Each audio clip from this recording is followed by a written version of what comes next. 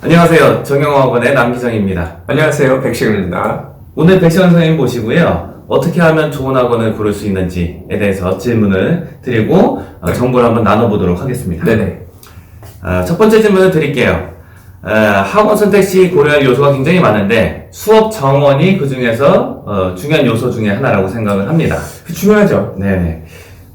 저희 같은 경우에 이제 정원이 한 8명 이하 이렇게 네네. 되는데 어느 정도 정원이 학습상 좋은 효과를 가져올 수가 있는지에 대해서 어떻게 생각하시는지. 일단 왜 정원이 중요한지 말씀을 드릴게요. 일단은 어떤 학원이든지, 그 선생님들이 여러 명이 있고, 그 선생님들이 이제 바뀔 수가 있고 이래요. 그래서 저희 같은 경우는 이제 선생님 2분이 들어가서, 그 전문성을 주지만은 그렇지 않은 것도 많으니까, 고르실 때는 아이들이 이제 많게 되면 아이들 한 명 한 명에 맞추고 질문을 받을 시간이 안 돼요. 그게 가장 간단해요. 피드백이 수업 시간에 이루어지기가 굉장히 어려워요. 그래서 10명 이상이면은 아이들이 한번 자기 모르는 거를 쉽게, 이렇게 물어보기 어렵기 때문에 그만큼 선생님이 그 학생들에 주는 시간이 적어지는 거죠.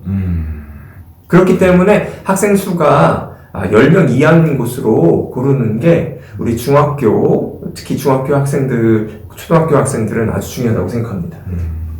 저 이제 질문 드리면은 이제 고등학교 학생들은 대치동 근방에서 요새는 영어 과목에 있어서 대형 강의를 많이 들어요. 네. 이게 실은 예전에 그 노량진 스타일인데 한 강의실에 200명씩 때려놓은 다음에 마이크로 수업하는. 네. 그리고 요새는 이제 마이크도 모자라서 중간중간에 TV 모니터를 놓죠. 네네. 다른 방에서도 하기도 하는데요. 네네네. 이거는 진짜 좀 불쌍해요. 서로 불쌍한 거예요. 수업하는 사람들도 불쌍하고, 이 듣는 사람도 불쌍한 게, 제 개인적인, 경험도 그렇고, 우리 소위 좀 공부 잘한다는 학생들은 그런 수업을 이렇게 듣습니다. 쉬는 거예요. 자기 브레인, 머리를 30%밖에 사용을 안 해요. 그 30%를 사용하니까 편하기 때문에, 그리고 좀 공부를 좀 덜 잘하는 학생들도 일반적으로 저희 학원 같은 데 와서 계속 머리를 써야 되고 계속 질문 받으면 대답하고 이렇게 하는 게 힘드니까 거기 가서 그냥 앉아있으면 저 유명한 강사한테 들으면은 내가 좋아지려니 하는 기대감을 갖고 앉아있는 거지 실제로 시간당 도움은 적게 됩니다. 그렇군요. 아마 이제 저희 상위권 학생들 같은 경우에는 그런 수업을 들었을 경우에 대부분의 이제 정보, 선생님이 하시는 말씀의 대부분을 이미 알고 있는 걸 것 같아요. 네. 한 70% 이상은 이미 알고 있고, 그 중에서 이제 한 30% 미만, 네. 많아야 30%인데, 지금 네. 상위권 같은 경우는 한 10% 미만일 거예요, 실제로는. 그 정도를 본인이 몰랐거나 덜 익숙한 것들에 대해서 이제 익힐 수 있는 시간이 될 텐데, 굉장히 지루할 수도 있겠네요, 수업 시간에. 지루하죠. 근데 지루하지 않기 위해서 대형 강의를 하시는 분들은 여러 가지 엑스트라를 많이 하세요. 제가 좀 살펴봤는데 대형 강의를 하시는 분들이 공개적으로 자기 강의를 인터넷이나 이런 데 올리지 않습니다. 왜냐하면 그걸 올리게 되면 이 사람은 수업을 안 하고 별 다른 얘기를 애들을 200명씩 앉혀놓고 왜 이렇게 많이 하나 이런 얘기를 들을 수밖에 없어요. 그렇기 때문에 효율이 낮은 거죠. 그렇군요. 좋습니다. 그러면 이제 학원 고를 때 수업 정원은 적은 게 좋다. 적어야죠. 네. 이런 것이고, 두 번째로 질문 드릴게요. 교재 난이도에 대해서는 어떤 교재가 좋다고 생각하십니까? 저는 솔직히 대치동 주변에서 교재의 난이도가 점점 높아지고 여태까지 높아져 왔다는 게 이해는 돼요. 왜 그렇게 하는지 이해는 되는데 이게 정말 악한 거예요. 이게 아이들한테도 안 좋고요, 선생님한테도 안 좋고요, 학부모님들한테도 속이는 거예요. 이게 어떤 거냐면 간단합니다. 아이가 있는데 학원을 3군데 갔고요, 레벨 테스트를 보고 교재를 이렇게 이 교재를 씁니다 하고 안내를 받아요. 어머니 입장에서는 교재 3개를 보고 제일 어려운 걸 보면 마음에 들어요. 아이가 이 학원을 다니면 이것을 다 공부하고 실력이 빨리 늘겠구나 하고 제일 어려운 교재를 가지고 있는 학원을 선택할 가능성이 높아요. 그리고 실제로 수업할 때도 아이들이 질문이 어려우니까 아이들의 질문이 오히려 안 나와요. 주눅 들어서. 그러니까 수업하기가 편해요. 그리고 아이들의 입장에서도 학원에 와서 어려운 걸 하니까 나 이거 어려운 거 하는구나 하고 자기가 실력이 느는 걸로 알아요. 그런데 이 세 그 요소들이 있잖아요. 이 아이들, 선생님, 그리고 학부모님들 다 어떻게 보면 서로를 속이고 속고 있는 거죠. 시간당 이 효율이 이렇게 하면 낮지가 않아요. 그리고 더 중요한 거는 선생님도 아시겠지만은 아이들 마음속에서 이 공부를 하고 싶다라는 마음이 안 나오기 때문에 사실 아이가 여러 군데 학원이 있으면 그 학원 중에 제일 쉬운 난이도, 제일 쉬운 책을 이렇게 보여주는 학원을 다니는 게 맞습니다. 저도 이제 대치동 학원가에 처음 왔을 때 굉장히 놀랐어요. 굉장히 충격적이었습니다. 제가 알기로는 이제 유명한 대학교들, 흔히 말하는 이제 스카이 대학교에서 교양 시간에 쓰는 이런 교재들을 중학생이나 초등학교 고학년들이 쓰고 있더라고요. 근데 그 교재들은 실은 뭐 유명 대학교, 스카이 대학교의 학생들도 열심히 공부해서 간신히 A를 따는 학생들이 뭐 한 20% 나오는 이런 그 교재들인데, 과연 이거를 초등학교 고학년이나 중학생들이 공부를 했을 때 소화가 가능한 것인가, 이런 의문이 들어서 이건 진짜 말이 안 된다, 이런 생각을 했던 적이 있었어요. 선생님 직접 보셨잖아요. 소화 안 됐었죠? 네네네. 네. 저도 실은 예전에 대형학원에서 있었죠. 네. 가르치는데 이거 가르치면서도 학원의 방침상 이걸 교재로 쓰려고 하지만, 저는 수업에 들어가면서도 이거는 아이들이 도저히 학습 단계상 소화가 안 되는 교재다, 이런 생각으로 수업을 했어요. 뭐 최대한 그래도 뭐 이렇게 잘 하려고 해봤지만 학생들이 수준이 있는데 너무 안 맞는 교재를 쓰면은 어떤 좋은 강사가 와서 수업을 해도 이거는 소화가 잘 안 돼요. 네, 이렇게 생각을 합니다. 그리고 이제 세 번째 질문을 드릴게요. 세 번째 평가 요소인데요.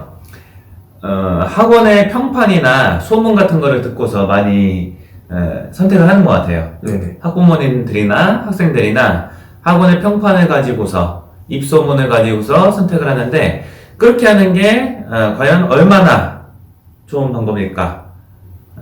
어떻게 생각하십니까? 그게 괜찮은 방법인가요? 그게 제가 생각할 때는 어느 정도까지는 괜찮을 것 같아요. 근데 저희가 지금 하는 것은 그 평판만을 가지고 여태까지 골라왔던 것보다 더 잘 고르려면 어떻게 해야 되냐. 그래서 이 부모님들끼리 말할 때 어떤 부모님들의 말을 좀 들으면 좋고 어떤 걸 좀 걸러 들으면 좋으냐, 이런 걸 말씀드리면 될 것 같아요. 아까 말씀드렸다시피 학부모님들 중에는 나 이런 거, 우리 애는 이런 거 배워, 여기 무슨 레벨이야, 이렇게 말씀하시는 그 학부모님들은 좀 의견을 좀 접어두는 게 좋아요. 실질적인 거랑은 상관이 없어요. 레벨이나 우리 그 학부모 교재에 가지고 이 학원을 판단을 하는 거는 그 아이하고는 상관이 없어요. 그냥 겉으로 보여지는 거니까요. 그런 거 많이 느꼈던 것 같아요. 부모님들 사이에서 약간 경쟁 구도가 있는데, 보통 이제 일주일에 한 번씩은 티타임 하시죠. 한 번이 아니라 지금 여러 번 하죠. 모임 같은 게 여러 개 있으신데, 정보 교환차에서. 근데 서로 이제 말씀을 하시다가 자제분들의 교재 얘기가 나오면은 나는 몇 점대 교재를 쓴다. 나는 뭐 토플 교재를 쓴다. 우리 이제 자제분은 어떤 교재를 쓴다. 이런 걸 갖고 교재가 어려울수록 공부를 잘한다는 듯이 이제 과시하는 이런 분위기가 형성이 돼 있는 것 같아요.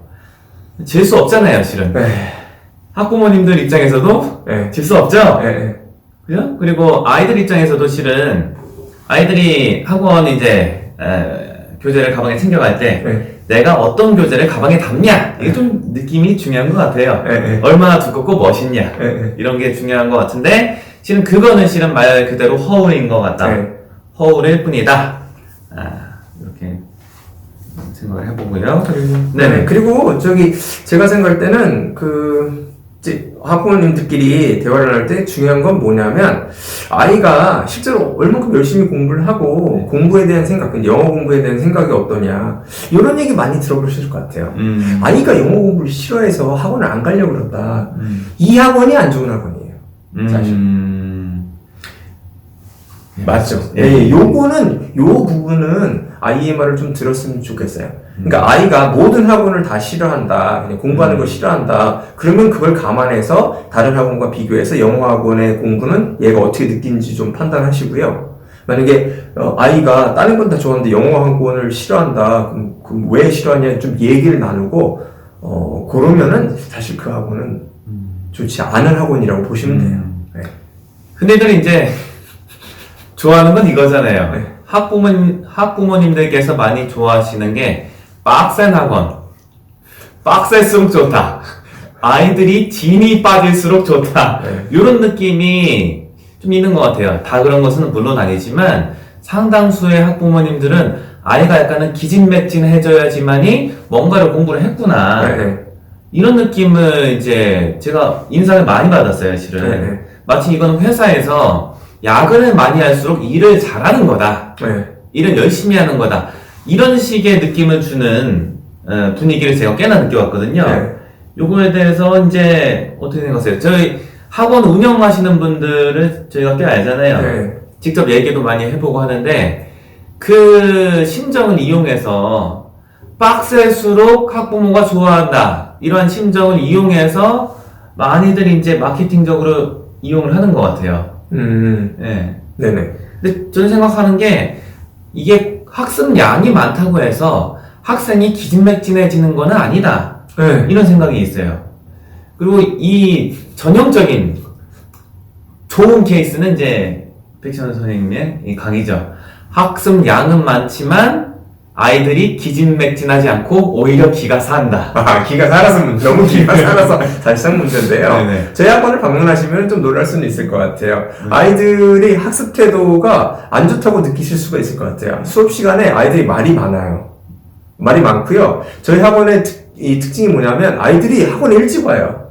요즘에 코로나 때문에 학교를 안 가니까 학원은 1시간씩 일찍 와서 하는 거는 저한테 말을 걸어요.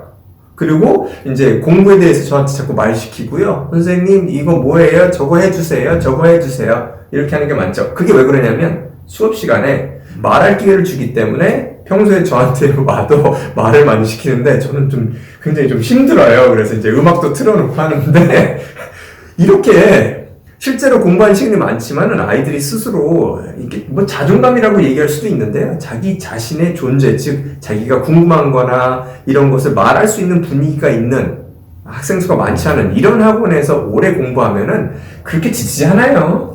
공부를 많이 하면서도 지치지 않는. 지치지 않아요. 예. 그렇게 지치지 않습니다. 예. 예. 근데 학생들이 공부하는 양이 엄청나요, 실은. 엄청나죠. 이렇게 하면서도. 근데 본인들도 그걸 인지하고는 있어요. 예. 근데 이제 신기하더라고요. 네. 아니 이렇게 많이 하면서도 예.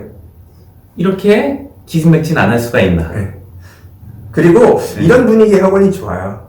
저희 이제 일부 학생들이 좀 그런데, 네. 나 오늘 7시간 영어 공부하고 학원 왔어. 그리고 서로 자랑을 합니다, 아이들끼리. 네. 약간 경쟁이 붙어 있어요. 그죠. 서로 이제 그 숙제 오래 길게 자세히 하기, 숙제 준비 잘해오기.